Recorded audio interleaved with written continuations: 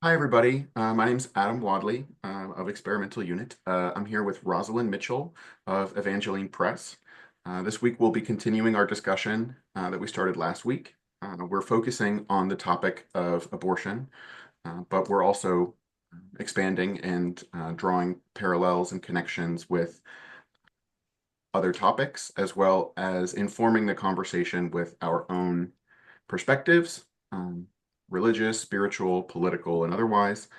Um, Rosalyn is the publisher of Evangeline Press. Rosalyn is a Christian apologist and writer from Toronto, Canada. And we met here at City Hall in Atlanta while Rosalyn was visiting one day and have struck up a really wonderful correspondence and these conversations. Thank you so much again, Rosalyn, for joining me. And I think you might, anyway, go ahead. Yeah, and Adam Wadley is a conversation partner as he introduced me. We met in Atlanta, Georgia, when I was speaking at a pro-life conference hosted by a group called Rehumanize International. We are advocates for peace and life. And Adam is a host of a public radio show in Atlanta. He's also the publisher of Experimental Unit on Substack and open to dialogue on how we can form beloved communities and find solutions that are adaptable in our tumultuous age. Yes, absolutely. And I want to just provide a little bit of a disclaimer. Rosalind and I, Rosalind and I are both going to be providing our own perspectives. I don't really identify in terms of pro-life and pro-choice.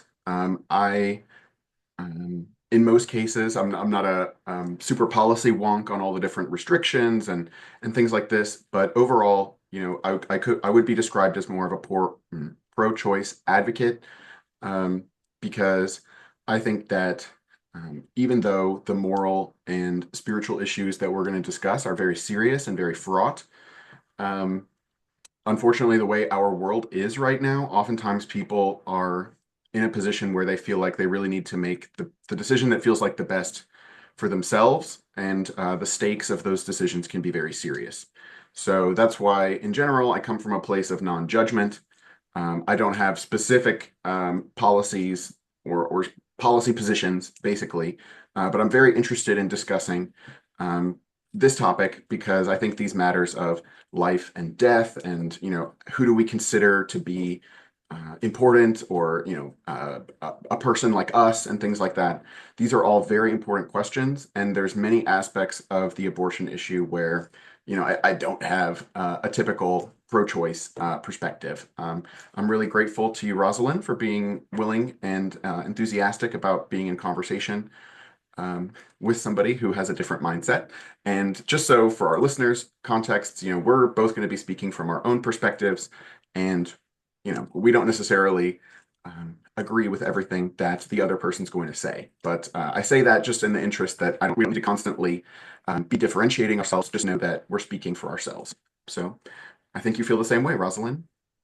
Yes, I'd say that we do not speak with endorsing 100% of the other person's views, but we try to find common ground and try to speak in clarity from our experiences on, as Adam was speaking, these very contentious but very foundational issues. Great. All right, Rosalind, I'd really appreciate if, well, I was going to give a little bit of a summary. So last week we were discussing the abortion issue. What some of the things that stick out to me are, in terms of my own, again, sort of unique perspective or something. I'm ready to acknowledge that, the unborn are sentient beings, that in some sense, sentient life begins at conception. Um, it's another thing that I bring up, though, that unfortunately, sentient life can be disrespected and destroyed in a lot of ways. I think that a place where um, Rosalind and I both find common ground is that, a pro-life or pro-flourishing perspective really needs to be very holistic. And it's not just about the decision of one person to carry a pregnancy to term, but it's also a question of, for example, the health of the mother, or what sorts of support and resources um, are there to help um, deal with things like abusive relationships or lack of access to resources and things like that, in a way that's very broad, and encompasses matters like war, poverty, mental health crisis, and things like this. Um, that's my summary of where we were. So, Rosalind, I'd love to hear anything else that you'd like to say about our previous conversation and what your impression is of our communications and where we'll start this week. Yeah, so as I said, the common ground is very important that we believe and advocate for a flourishing that is holistic and not in isolation. So for me, this is acknowledging that life can be disrespected not just through a violent act like abortion, but in our relationships to each other, in our communities, and our conception of violence, for example, the issues of war. And this is why we would like to continue this discussion on these themes. Absolutely. It's something that which is on my mind all the time. We've been hearing so much about the idea of World War III in the news. Obviously, the geopolitics, of all the great powers and everything is very tumultuous. The recent election of Donald Trump to the American presidency has, made these things seem a lot more urgent. But, the matter of nuclear war has obviously been very important in world affairs since 1945 when nuclear weapons were first deployed. It's something that I think about that, the idea that nuclear weapons or other weapons that could be used in World War III, they could theoretically kill everyone. They could extinguish all, what we call human, or I might call hominid, sentient life on the planet. And for me, I draw a very loose connection here to the matter of abortion because in both scenarios, what you're talking about is snuffing out potential. If you think about the human experiment or, whatever experiment it is that we're all working on, right? Where we're trying to make life continue and encourage safety and flourishing and exploring all the possibilities and or maybe not all the possibilities, but exploring the worthwhile possibilities and seeing what there is to achieve and celebrate here in this existence. Um, as we're trying to do that, we face the possibility that all of those activities might be snuffed out due to conflict and due to I'm trying to draw a parallel here, but what seems necessary. Um, and so in that sense, I think that we can appreciate, or I can appreciate, a sort of parallel in tragedy where we might have a World War III because different groups of people can't agree about what to do with certain natural materials, or they're so afraid of each other, and so then maybe it'll be the ultimate lose-lose situation. And I Mm. think it's similar, especially if you think of the situation of a mother or somebody who's pregnant who would like to have the child, is not completely against um, carrying a pregnancy to term, but, circumstances in their lives seem to make it seem that it's necessary, or that it is impossible, or again some problem with an abusive relationship or a lack of resources is driving somebody to make the choice to terminate a pregnancy and to kill a sentient being, when otherwise their heart's not really in it, if that makes sense. So that's obviously not all abortions, but I think it's a very interesting and important place to start, just because it's a very sort of gray area and gets into how our motivations can be complex. That's some of what I'm thinking about going into this conversation. Rosalind, what do you make of that? I think that it's ultimately comes down to what we discussed last week, which is the problem of human suffering. Because both in the act of abortion and war, there's immense human suffering. And in the situation you proposed, which is real, for many women who desire and want a child, but in their mind, due to the immense suffering and difficult circumstances, feel forced and coerced into having an abortion, an act that kills a sentient human life that is at an earlier stage of development, but I would believe and argue to be fully human.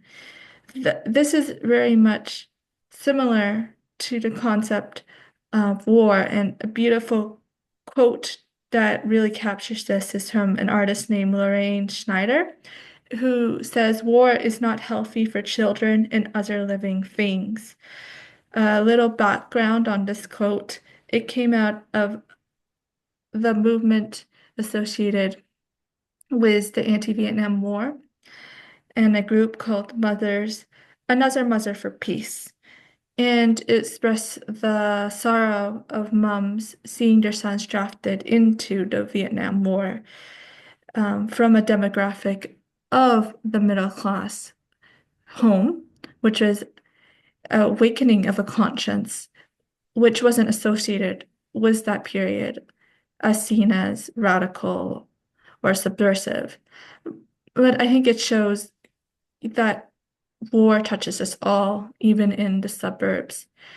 And abortion also touches us all, even in the quiet streets, the locked rooms, or very openly when we see, you know, a mom who, um, if you work in the pro-life movement, you might have heard or experienced yourself a partner who is dragging a pregnant woman into an abortion clinic and she is crying and she does not want to be there. But was coerced from the violence of her relationship to do as the man tells her, or else face an impossible decision of being left out. And there's a quote, and from my article, by a very famous feminist philosopher named Simone de Beauvoir, and uh, all oppression creates a state of war. So it kind of goes back to this idea that I argued in my essay that when men abuse women, women are pitted in a war against their own children. And you can see that illustrated was what Adam was talking about, that impossible decision, that trap of, a woman desiring to care for her life, but she feels forced into aborting that life. Similarly, how war, is very antithetical to the natural flourishing of all living things, of healthy communities, of children, as the artist Lorraine Shields says in the quote. Absolutely. There's some things that are coming to mind for me. I'm thinking about Martin Luther King's career. Of course, the idea of beloved community is very important to me.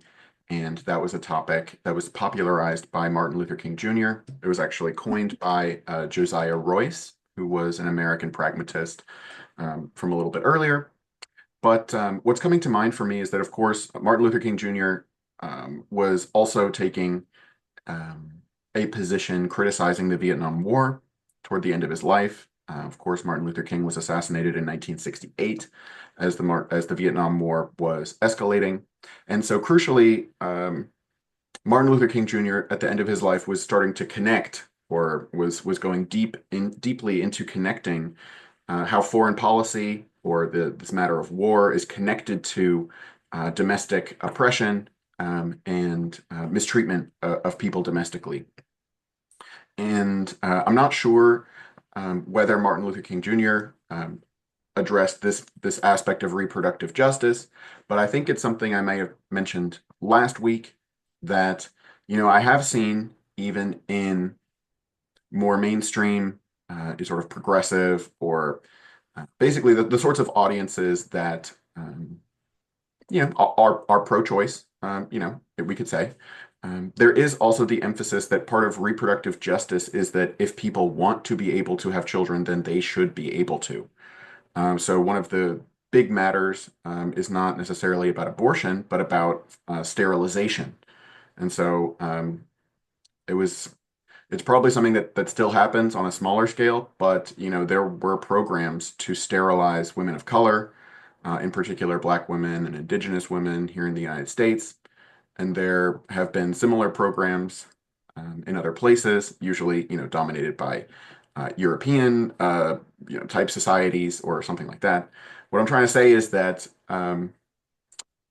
starting from Martin Luther King's you know emphasis that foreign policy and domestic policy are really related, and how if you think about what war is doing, war is killing people who don't necessarily need to die. And similarly, when it comes to reproductive justice, if we think about that, again, I'm not sure whether Martin Luther King Jr. spoke to this directly, but around the time that he was doing his advocacy, it was certainly a policy that was being done that, for example, a Black woman might go in for a pap smear or have, some other thing, and, she might receive a hysterectomy or some other sterilizing procedure without her knowledge. So that's the sort of policy that has been done in the past. What I'm trying to say is that these aspects are related, right? I mean, in the same way that an aggressive war or military activity can snuff out or end so many people's potential to flourish because they're dead now. Similarly, the matter of reproductive justice when it comes to again, people who want to have children who are deprived of the opportunity to do so, whether that's because they are prevented from becoming pregnant, or whether they feel coerced, whether, as you were saying, somebody's literally dragging them to the abortion center, or whether in some sense the more diffuse, um, you might say economic coercion, right? I mean, there's no individual person who makes it so that you have to have money to pay bills and that, makes it so that it costs so much money to be pregnant, to have all these things. There's so much money involved and money is so tight these days, right? And so there's not one person who's making all that happen, but at the same time, these are the sorts of um, very difficult, circumstances in which people are making choices. And so whether we're talking about, great power competition and why does it seem necessary that, there's fighting in Ukraine and Palestine and all these things, and why does Iran want to have nuclear weapons? These sorts of questions are related to the question of, why does it take so many resources? Why do people feel like they are not able to have children, even if they want to? Uh, Mhm. so I think for me, that's sort of crystallizing through Martin Luther King's bringing together of foreign and domestic policy. That's where I was trying to go. Yeah, and it's interesting. I think there's a good book, Killing the Black Body.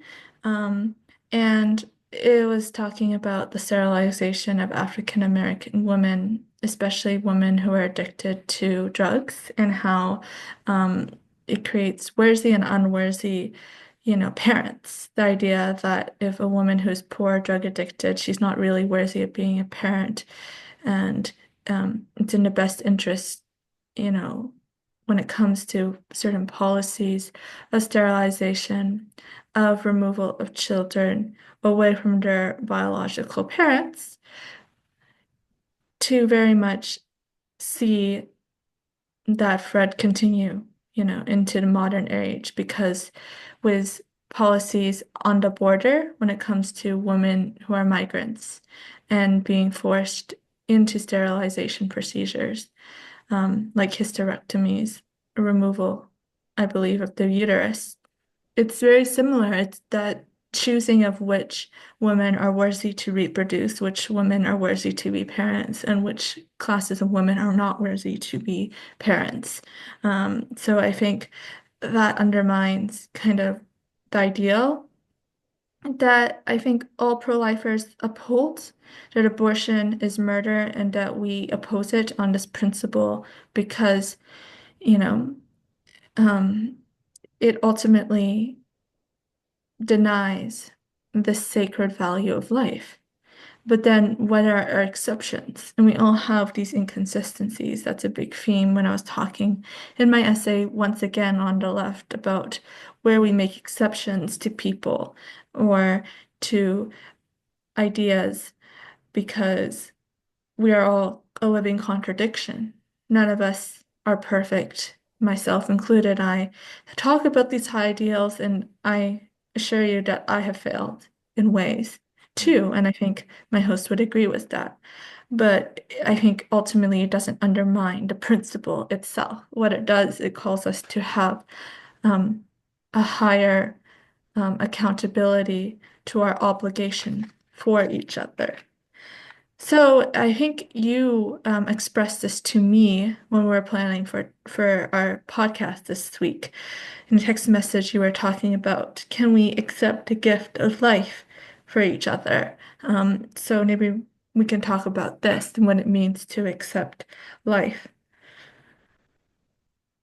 Absolutely, I do agree. I think that acknowledging, we're sitting here talking about, in the broadest sense, Mm.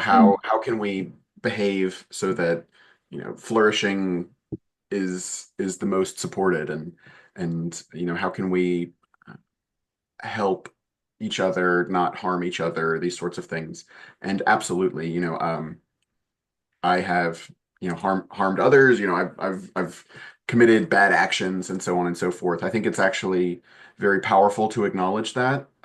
It can obvious in our day and age where people think in terms of good and bad, and it can, maybe some people um, would stop listening, but I think it's very powerful instead of just saying, I'm a moral paragon, you should act like me. It's really more a conversation for us just to express ourselves and invite listeners to consider what we're saying, and really feel like equals. Maybe they're not in this Zoom call, but I'm certainly open to discussion and dialogue, and interaction with anybody who's thoughtful, and that degree of humility I think is very important because, as I said before, that idea of being non-judgmental is so important to me, and a big part of where that's coming from is that I understand actions that I've taken, right? And I don't consider myself to be in a position to judge. There's scripture to go to in terms of judge not lest ye be judged. But for me, it's also just very personal. I feel I can feel the lack of integrity inside of me. If I were to try and act like I feel like I'm better than other people, I honestly don't feel that way. At the same time, I do feel uh, a sense of purpose and wanting to share my perspective, not because it's perfect or necessarily better than anybody else's, but as part of this flourishing. Yeah, exactly. And it's also not a dichotomy of us versus them because right now I'm sure for all the Canadians in the room, the elephant of the Donald Trump and his threats and coercion against Canadian sovereignty is on our minds. And it can lead us to a place of pride unless you're careful to acknowledge, oh, you know, we are not in a way better than Americans. Even the themes that we're discussing on this podcast, the issue of fertility and sterilization, like Canada has a history of sterilizing Indigenous women, which rehumanized Toronto, my group. We posted on social media some of that history. But I think what I was trying to say, it's not to use a stain as something that can never be erased or is permanent, which is a trap often people can fall into, as Autumn was saying, like who are the good guys, who are the bad guys, right? But it's to acknowledge that through the imperfections and often the scars that we hold, we have humility for each other. I think that is very important, especially in a time when it's easy to get to a place of dehumanization. And going back to what we talked about earlier, war. Like, this is the perfect example of how we can take a gun and shoot each other is because of that dehumanization aspect. And also pride, too. because ultimately one has to think they have a justified cause to go to war. And this gets into the weeds and the forms of concept in Christian theology and philosophy of just war theory. And on that note, this is not going to be a podcast where we dive into the exact tenets of each of that. But from my perspective is, yes, one can defend the good and the beautiful in the face of moral evil, for example, fascism. We can agree, both of us, that the Nazis were a threat objectively. And we can't negotiate with Nazis. I think we can come to that conclusion, especially looking at the moral evils of the Holocaust and the great pain and suffering towards all human life that the Nazi ideology represented. Ultimately, though, I find when we're seeking to justify war, it's often a reflection of our own desires more so than, a strict application of prayer and of defending the good. It's ultimately a lot of pride that's bound up in thinking we are doing something for justice and resulting in vengeance. So when one carries a gun and a weapon, we always, I think, have to remember the good and not just see this weapon as something that destroys the evil or else can easily destroy ourselves. Yes, absolutely. It's something I'm thinking about that in a very basic way, we might have an end goal, and then we Mhm. have sort of stepping stone goals that are along the way. And for me, I think a lot of tragedy comes where, the end goal is something like flourishing or the good life. But the stepping stones seem to be, well, there's these people in the way, right? And so that's how we can get this idea that the way to achieve our goal is to kill people or something like that. Mm. And Yeah, there's a mutual tragedy where if we understand that somebody else feels that way and now they want to kill us, now it puts us into a situation where it feels like it's us or them. And so now we get into the business of killing because Mhm. it seems like there are people who want to kill us. And Yeah, so, I mean, self-defense comes into play at that point. Uh, yeah, and I think it's a tragedy in a sense that people feel that maybe it's just because the immediate political conflicts, they keep this kind of thing in our mind that there are people who disagree with us, who want different things. yeah, But for me, it's really the case that um, you know it really doesn't have to be that way. I really think people are mistaken when yeah, they think that terminating life is the way to achieve anything. Um, so um, that'd be one thing that I would say there. And actually, there's a theme that you introduced to me, Rosalind, that I think is very powerful. There's some other themes I want to get to, but they're a little far afield at this point. But it has to do with, Rosalind, you are, well, I believe you haven't said anything different, that you've changed recently, but, you're an Orthodox, Eastern Orthodox, maybe, I don't know if you identify as an Eastern Orthodox yeah. Christian. I would say right now I'm the privilege of being a Christian. I'm really love Eastern Christianity. I really feel drawn towards Orthodoxy, big O, Eastern Orthodoxy, but I'm not going to identify as a group that um, has yet to receive me, and I'm still inquiring into this process. Yes, I understand. That's why, yeah, I kind of caught myself there. But it was That's one a thing that you mentioned in a discussion that we had here in Atlanta, Rosalind, that one of the big inspirations for you is the profound appreciation of mystery that you Mhm. find in Eastern Orthodox tendencies or interpretations or um, carrying forward of Christian tradition.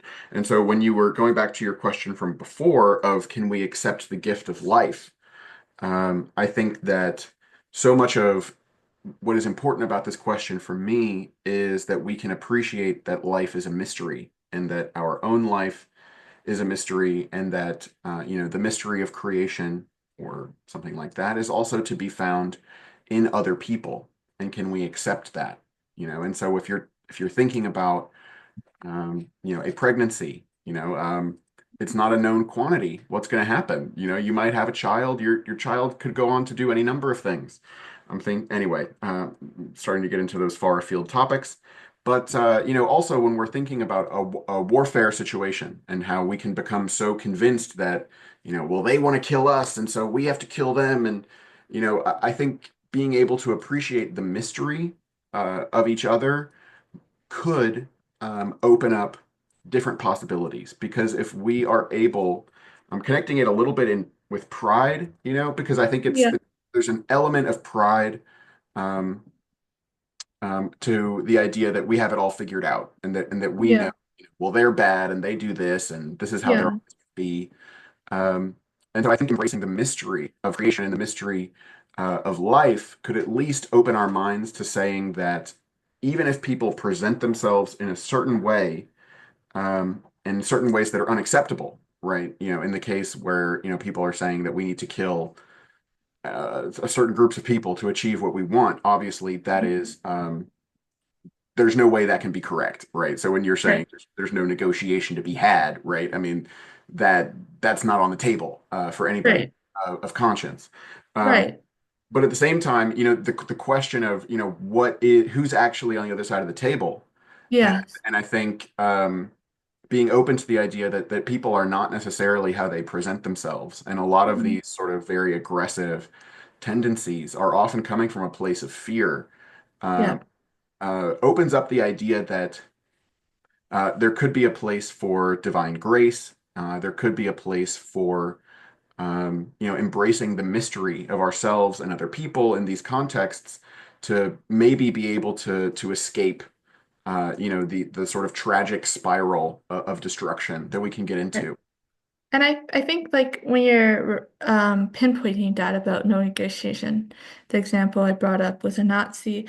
I agree that you can't negotiate with a Nazi, but you can love them as a human apart from their ideology, which is really hard for most people to do because they see through the terms of ideologies as encompassing the human fully. But I would argue that I think we discussed this before on this podcast, that it's not loving all the time to allow a person to fulfill their desired ideology if that desired ideology is antithetical to human life, for example, fascism. That doesn't mean that you can't love a person because, in a way, you kind of due to self-fulfilling prophecy for saying, I'm defending the good and the beautiful, but then you become exactly like those who you are opposing. So it's those who can stand firm in good conscience on the good and the beautiful, not give in to evil, but still have room to love their enemies. That is, I think, a noble defense and a Christian virtue, I would argue from my tradition, which is very hard. And I know some people may hear this and think, well, if you apply those strict standards, you're going to have like all of five people in our military because you're not going to find, especially young men who are mature in their faith, virtuous, and are willing to love their enemies, but still are able to fight. And I'm like, okay, I can understand pragmatically why these are ideals. But as we talked about earlier, that doesn't make those ideals, in my opinion, a false virtue. And even though we can strive for the highest good, as both Adma and I admit we often miss, that doesn't make the highest good a bad, marker to hold. Yes, if you'll allow me, I'd love to share a quote from some ancient philosophy. It's Mhm. coming to us from the Roman philosopher Epictetus, who actually was a slave in the Roman Empire, but eventually attained freedom and wrote. many things. Um, Basically, the point of this quote is that um, people can have all sorts of pragmatic considerations, but Mm. but ultimately, if you're sacrifice, it's sort of like the if you gain the world but lose your soul, what Right. is profited? It's sort of like, Yeah. okay, so you have all these pragmatic considerations, but if you're undermining your integrity or something, your honor in order to achieve these things, then you're not really doing what you're not, as you might say, Rosalind, you're not Right. actually going toward the good and the beautiful because you're taking a Yeah. step away. It's like, Yeah. I think you're going to eventually circle back around or something, but it's like, really every step should be in the direction of the good and the beautiful. Obviously, that's Right. a very vague thing to say. But so let me just briefly say, um, so oh, it's so very long. But so Epictetus is saying, don't allow, considerations like, I'll live in dishonor, I'll be nobody anywhere to bother you. So this is similar to you were saying, Rosalind, but there's nobody out there. There's nobody to agree with you. And Yeah. Epictetus says, if dishonor is an evil, you can be no more involved in any evil by the means of another. Oh God, it's so tricky. Let me try and find the okay. But Epictetus says, besides, which would you rather have, a sum of money or a friend of fidelity and honor? Rather assist me then to gain this character than require me to do those things by which I may lose it. So, don't ask people to do things that are going to make them lose their fidelity and honor, um, because you're removing their ability to have those. And somebody Yeah. says, but my country, you say, as far as it depends on me, will be unassisted. Epictetus says, here again, what assistance is this you mean? What sign um, why neither does a smith provide it with shoes or a shoemaker with arms. It is enough if everyone fully performs his own proper business. And if you were to supply it with another citizen of honor and fidelity, would not he be of use to it? Yes. Therefore, neither are you yourself useless to it. What place then, say you, will I hold in the state? Whatever you can hold with the preservation of your fidelity and honor. But if, by desiring to be useful to that, your country, you lose these, you lose your fidelity and honor, of what use can you be to your country when you have become faithless and void of shame? So basically, Right. like, we can't sacrifice in a pragmatic way, in Yeah. order to say, like, oh, well, we need to make all these moral compromises because people aren't ready for it. It's Yeah. in a sense, we're becoming complacent. And even though we do need to be practical, we also really do need to emphasize, um, uh, yeah, the turn toward flourishing and the sorts of changes that we really need to be seeing right now, Right. and really pounding the table for those. Because if we don't, who will? Where's this good change Right. supposed to come from? Yeah, and this is something that's practical because we talked a lot about up here, but what is something in our regular lives, and I'm thinking as a Christian right now in a season of Lent, that can uphold these values, and that for me is fasting. I understand how people could look at them possibly high standards up here that monastics and the saints, the church hold to during Great Lent and other seasons of fasting in our church and think, no way can any layperson do that. So we're going to lower it to allow more people to come to the church. And often it does the opposite effect of what people think it does. Instead of engaging with and challenging us to be the best and grow in repentance and humility, it leads to the lowest sense of what can I get away with. But when you keep the standards up here, and you tell people like myself, I'm not a nun, I'm not a monastic, right? Um, to aim for this, but understand your humility that you probably will only be able to do this or even this. That is what you were talking about in the quote. It's like we need to have the standards at the highest fidelity and honor, understanding that majority of people may fail at them, but that doesn't mean they should be lowered. Yes, absolutely. I was just seeing a discussion on Reddit where people were saying, what's going on with this Donald Trump thing? I mean, I feel like we're still trying to figure it out. But somebody was saying, I mean, look what's happened to education in this country. And people were saying, Hmm. oh, well, we need to improve the education. But of course, anything that goes through the government, I mean, it faces the problem that, we have the Republican Senate. I mean, it's not even just the Republicans that are the problem. I mean, we've had an oligarchy or something. Um, that's tough. What I'm interested in is the fact that we can educate each other, right? We don't need to wait for the Department of Education. We don't need to wait for somebody with a little American flag on their pin or whatever Hmm. to educate people. Anybody of conscience, anybody of honor and fidelity. Um, I mean, basically, can try to influence other people is what I'm saying. I think education can be have an element of pride to it because it almost takes for granted that I know what I'm talking about, and I'm going to educate you. I think it's really more just taking an active interest in other people's development and having this mentality that we're developing together. And Yeah, being interested in other people's learning goes along with being interested in my own learning. And yeah, so again, going back to you were saying a practical thing, I think it's very important, especially for people who are, more the receptive type, the people who are more people pleasing, the people who have, describes me, by the way, but the kind of people who are more socialized to be in that support role. It can be very important to be able to keep some mental distance from other people because it's so easy to like internalize people's judgments and think that it's so serious. Um, but what I'm trying to say is that regardless of whether maybe somebody's being judgmental, somebody is saying a lot of things that you don't really want to be fully taking in because yeah, maybe they're expressing some other issue or some of what they're saying is not productive.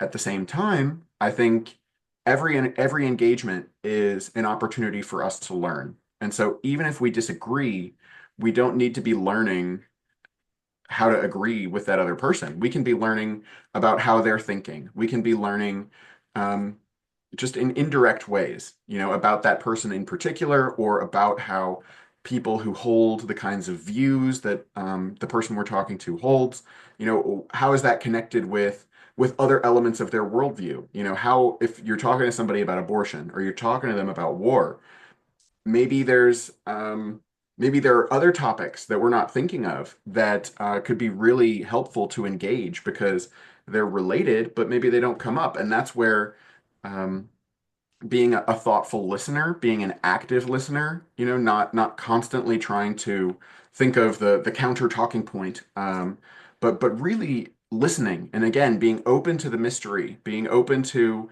you know, um, the mystery of where our thoughts might go or what we could be inspired to do, and the mystery of why people hold the sorts of positions that they do. Um, is all involved. And so our continuing development and our continuing process of learning can and I think must go into also an active interest in other people's learning. And so I would really like to see, a sort of decentralized um, movement. We yeah, can certainly build social change. I think yeah, that a big limitation on social change is often, that it will express itself in limited terms and often in opposition to yeah, something else, which will inherently, put a cap on its popularity and limit the appeal because ultimately we're talking about flourishing. We're talking about things that everybody should be interested in. And that's so right. if we frame them in these partisan ways, I think we do a disservice to flourishing and to, fidelity and honor. Yeah. Go ahead. It's interesting you talk about that grassroots because, right now, the government of Donald Trump and Elon Musk, through DOGE, Department of Government Efficiency, has set their eyes upon axing the Department of Education, which in progressive-minded circles can lead to people arguing. Of course, this is an attack on democracy, this is fascism. And I see it as a possibility, maybe in a way that appears at first to be a little foggy. But like you said, this is the call to start decentralized movements of grassroots education because um, I think when you live in a nation, a great nation, be it America, you're going to find that empires hold on the minds of its people to be deeply rooted in their education. So why would you want a centralized authority beholden to empire if you're trying to talk about building the virtue of human flourishing? It seems oppositional in a way. And I know pragmatically, this is again, I feel like the theme of this um, podcast is what is virtuous, what is good, what is ideal versus pragmatism. Because let's say you do acts as Musk and Doge want to do, the Department of Education. Pragmatically, there will be kids who quality of just even going to school, an already underfunded public school system, to shut down, possibly, right? They won't even have basic access to literacy, which should be horrible.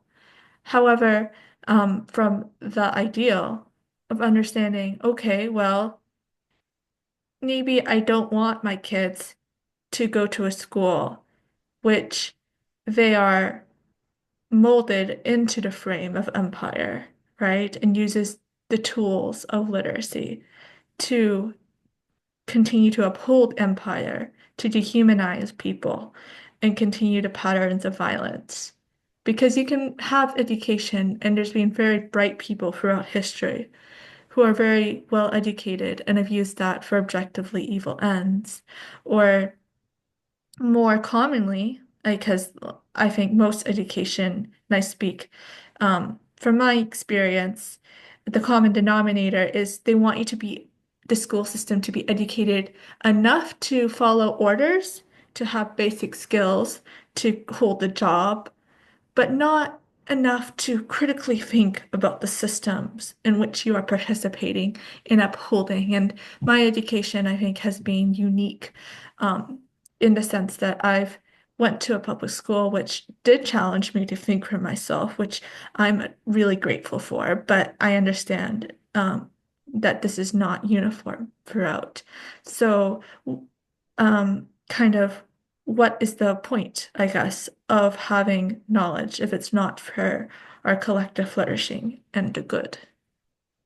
Absolutely. I'm interested drawing together, again, themes of um, expanding from abortion to the general topic of we might say natalism or antinatalism. I don't know if you're familiar that this is sort of an online discourse now.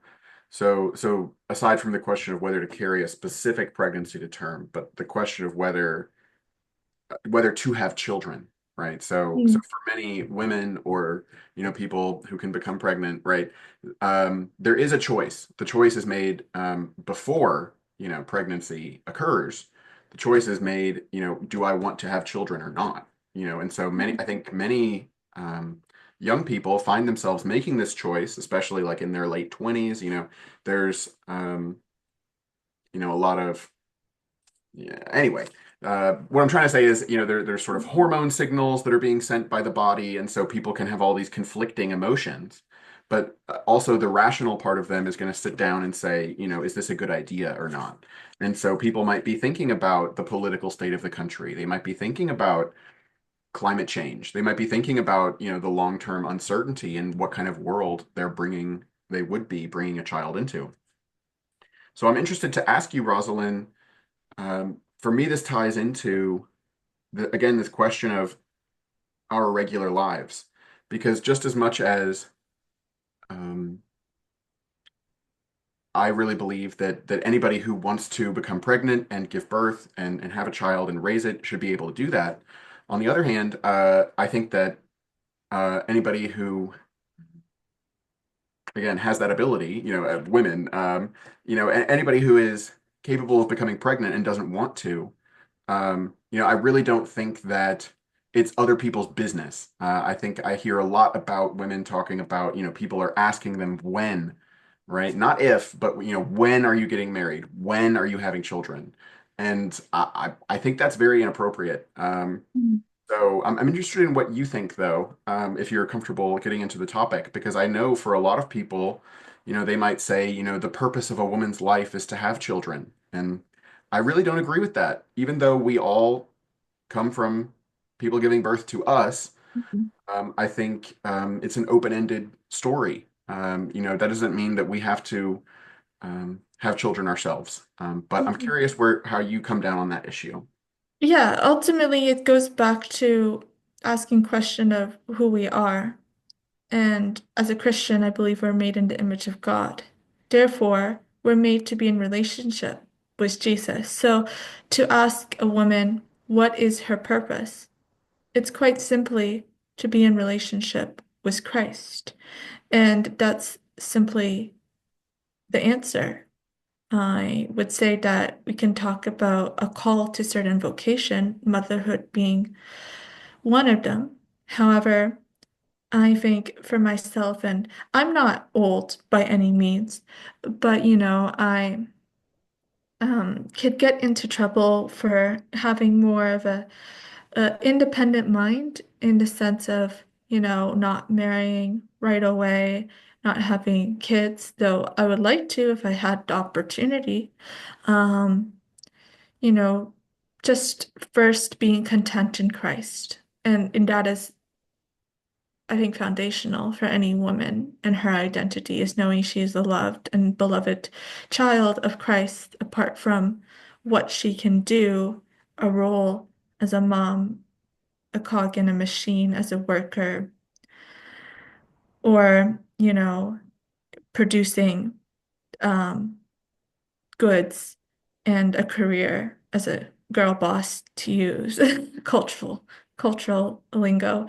Um, I think this is the era of the traditional wives and the girl bosses alike, is finding your role and what you're called to do versus the step one, which is who you are. You are a beloved daughter of God. That's first and foremost what you're called to be in relationship with God, and then how you express that in the world can differ.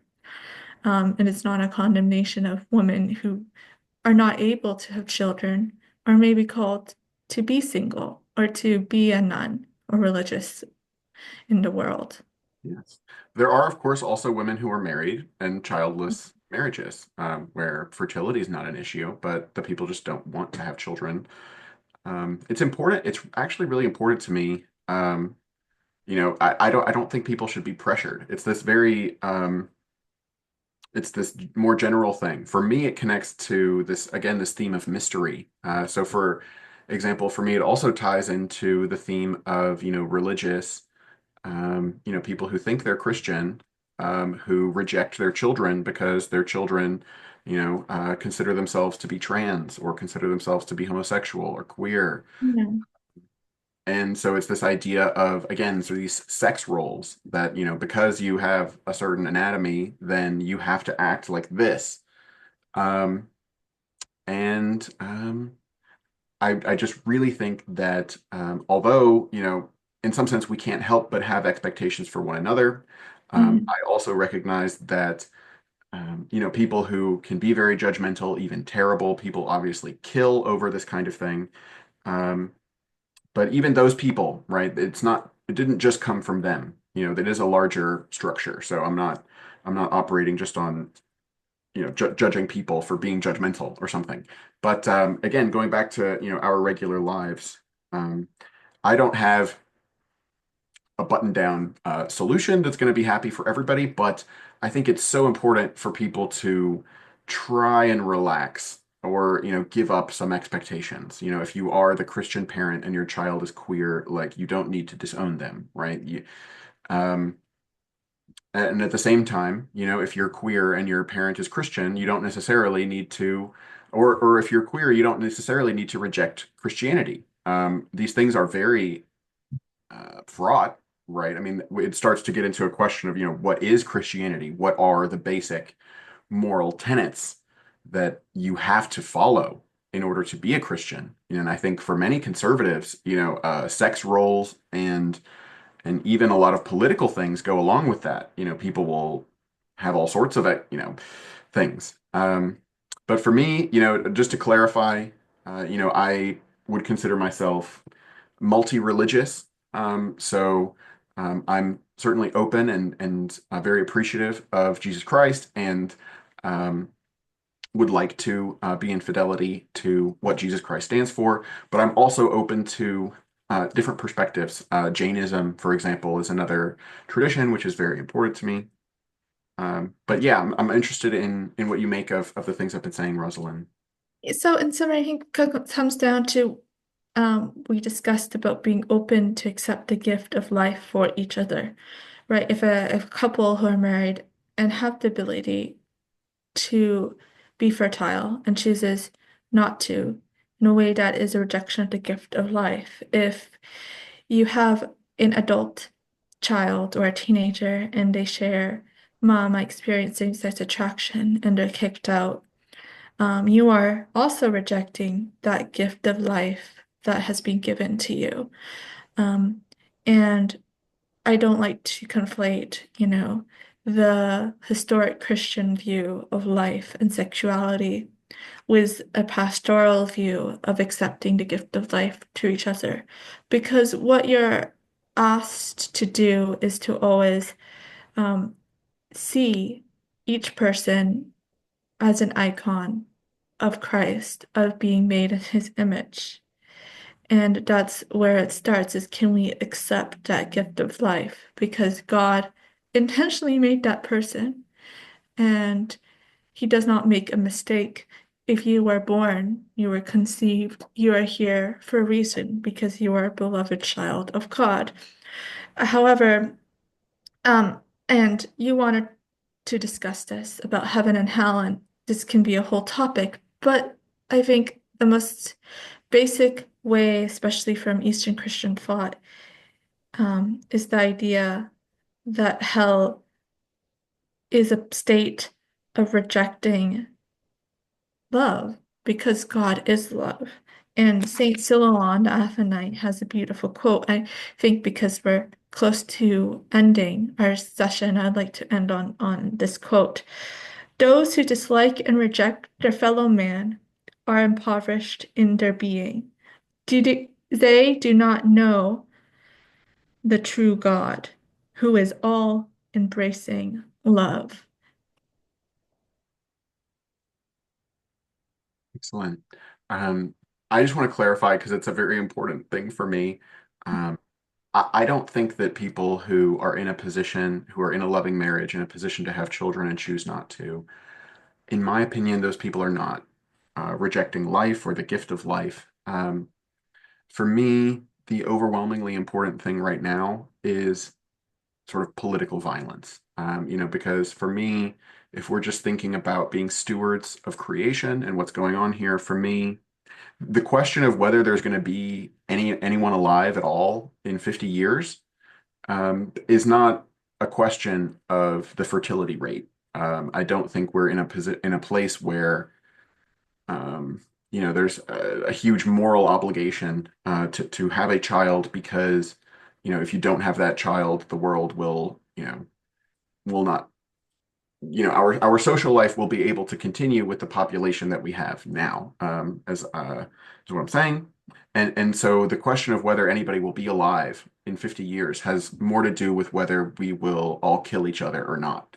And so for me, there was one thing that I was mentioning to you in the text message. I see us all as being called to be midwives of the future. And so this idea of the idea of our moment being pregnant itself, and the question of whether, we're going to terminate the possibilities there, or whether we're going to allow for that flourishing. I really see um, it really as like a call to a social vocation. And yeah, for me, it's actually pretty important that, this idea that you are supposed to have children, if you don't have a good reason not to.